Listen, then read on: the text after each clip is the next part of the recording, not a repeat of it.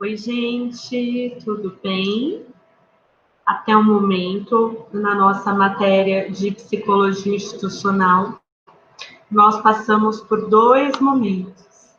No primeiro momento, nós vimos um pouco sobre os aspectos históricos da psicologia institucional e também como a psicologia institucional tem inspiração na teoria psicanalítica. Neste segundo módulo, que se encerra hoje, nós vimos as contribuições do pensamento de Michel Foucault, especialmente o conceito de poder, considerando como, quando nós vamos observar instituições em psicologia institucional, nós buscaremos observar as relações, considerando também como essas relações são relações de poder. Então, eu vou buscar neste primeiro vídeo da aula de hoje que a gente retome quais foram os elementos que nós vimos nas nossas últimas aulas sobre o poder. Geralmente, quando a gente pensa sobre o poder, ideias comuns sobre o poder, ideias frequentes, são as que eu vou trazer a seguir. Depois, a gente vai comentar cada uma dessas ideias, pensando como as contribuições de Foucault para pensarmos o poder contrastam com essas ideias que são mais comuns e mais frequentes. Primeiro, vamos então listar que ideias são comuns quando a gente pensa sobre o poder. 1.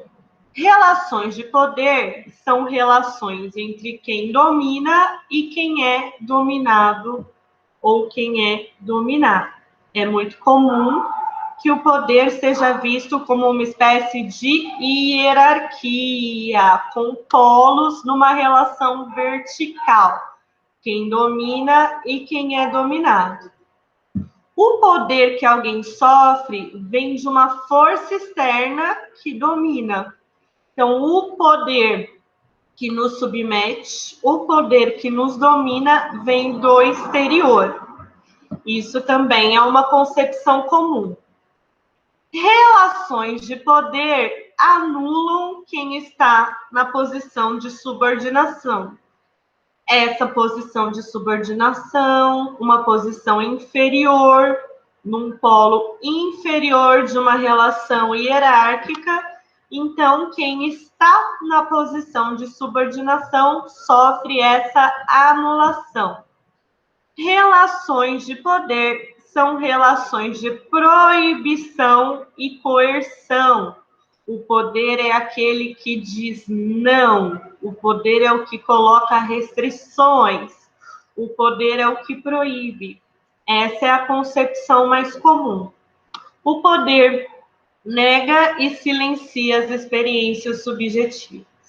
Por ser proibitivo, por ser coercitivo, as experiências subjetivas acabam negadas e silenciadas. Essas são as concepções mais comuns. Agora vamos pensar essas frases a partir do que nós aprendemos nas últimas aulas sobre o poder de acordo com Foucault. Vamos lá. A primeira frase é: relações de poder são relações entre quem domina e quem é dominado.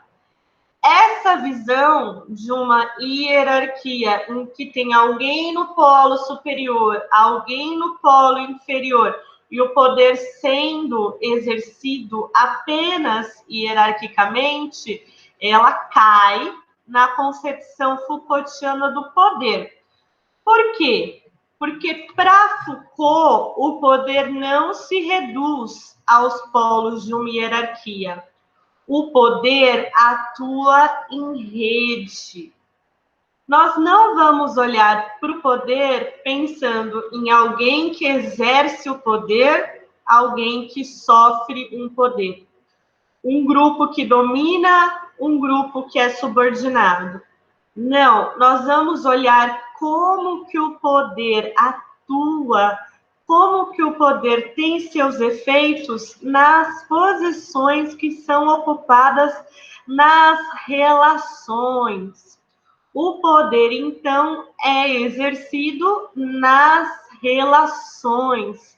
Pensar sobre o poder é pensar sobre relações de poder que não são entre dois polos, mas sim que se dão em rede, ok? Esse é o primeiro passo para a gente entender o poder segundo Michel Foucault, que o poder atua em rede.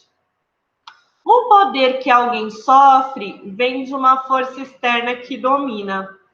Essa concepção de uma força externa também é questionada no pensamento de Michel Foucault. Por quê? Para entender o poder, nós precisamos entender e reconhecer o papel que o poder tem nas pessoas, o papel que o poder tem nas experiências subjetivas. Então, seguindo o pensamento de Michel Foucault, o poder não é só externo.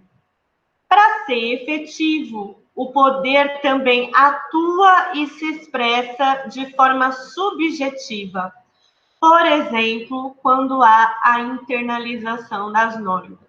E aí o papel da psicologia, ele mostra o quanto é importante para a gente olhar para esses efeitos subjetivos do poder. Por exemplo, na aula passada, nós vimos como foi historicamente construída a noção de normalidade.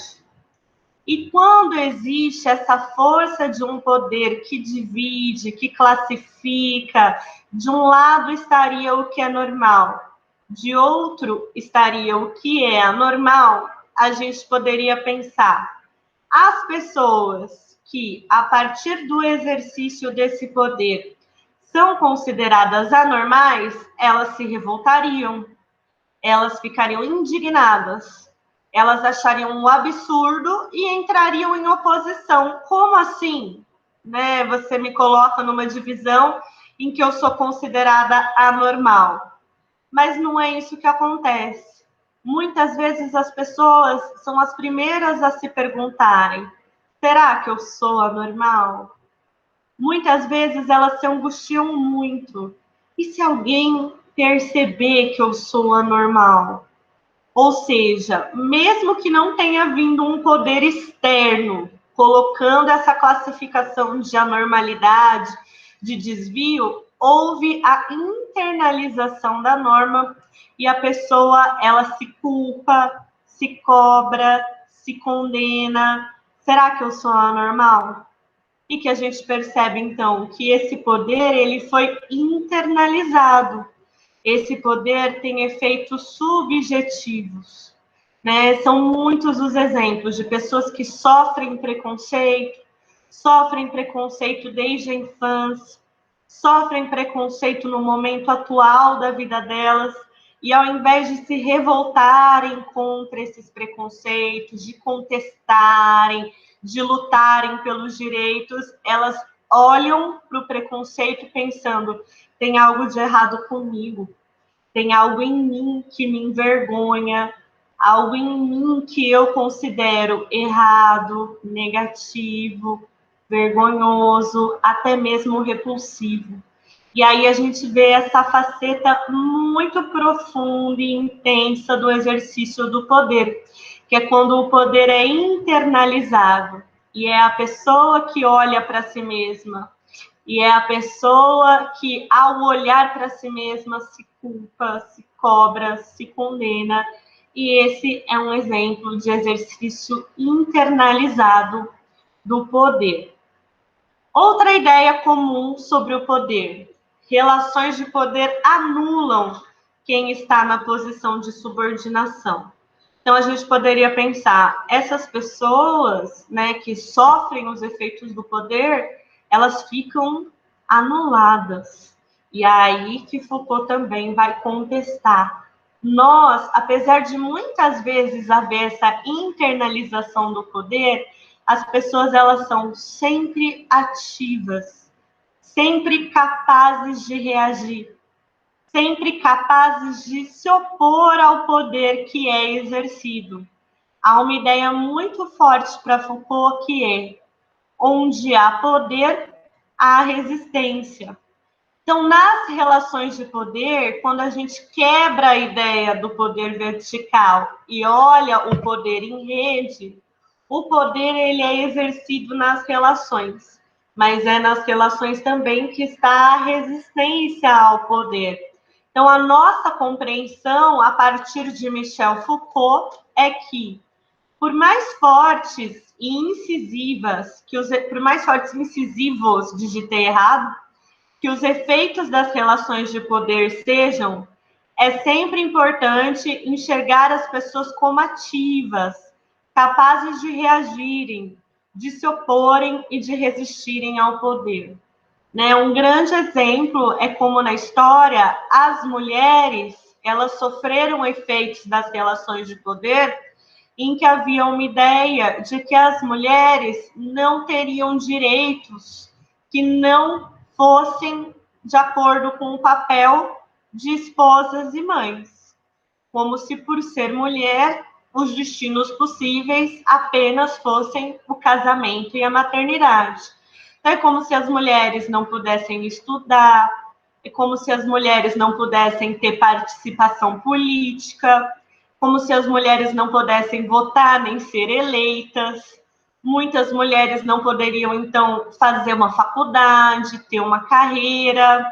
E aí, o que a gente percebe? Que, apesar desses efeitos, desse poder, colocar as mulheres numa posição dominada, por mais que tenha sido forte e incisivo, né, as mulheres elas não eram anuladas por essas relações.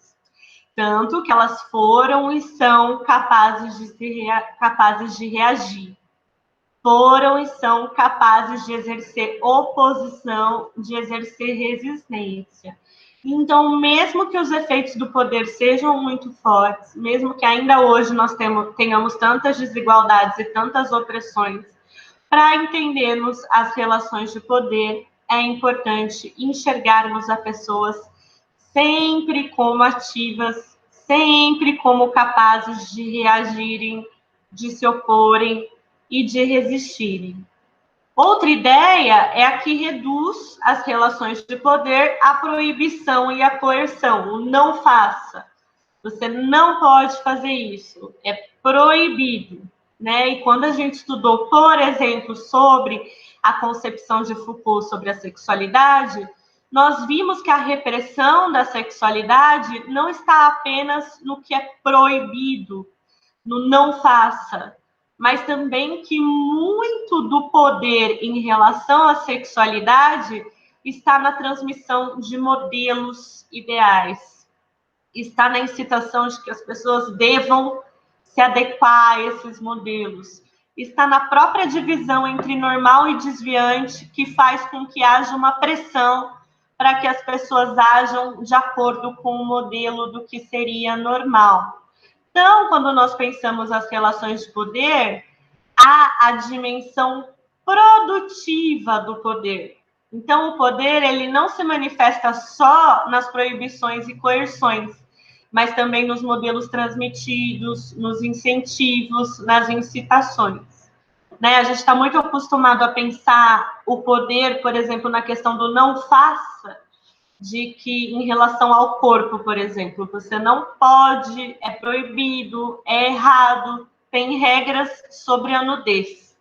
E aí tem aquela frase famosa de Foucault, que não é só quando você proíbe a nudez que há uma repressão sobre a nudez, mas a partir do momento em que a nudez ela é permitida e a nudez ela é valorizada, mas para você poder, né, ficar nu, você precisa ter o corpo tal, você tem que ter um corpo bonito, você tem que ter um corpo magro, você tem que ter um corpo musculoso, você tem que ter um corpo bronzeado.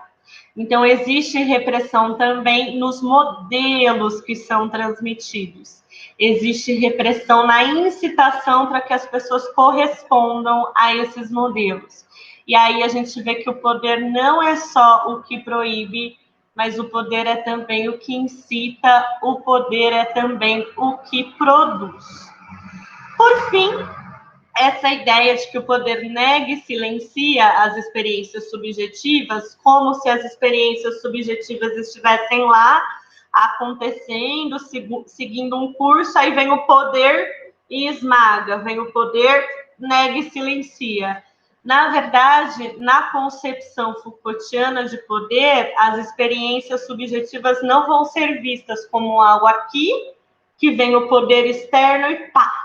Não, o poder, ele participa da nossa subjetividade, atravessa, permeia, constitui a nossa subjetividade. Então, a concepção para Foucault é de que o poder permeia as experiências subjetivas. É possível dizer que o poder participa da formação das experiências subjetivas. E isso é uma ideia muito cara, muito valorosa para a psicologia, de que a formação da subjetividade tem a influência do poder. E é a essa ideia que nós vamos dedicar a nossa aula de hoje, em que nós partiremos de um livro de Judith Butler, que chama A Vida Psíquica do Poder, Teorias de Sujeição. Nesse livro, a Judith Butler busca atrelar a teoria Foucaultiana sobre o poder com as concepções psicanalíticas sobre como nos tornamos quem somos, como nos tornamos sujeitos, mostrando como existe, em relação ao poder, expressões em nós, expressões psíquicas, expressões subjetivas.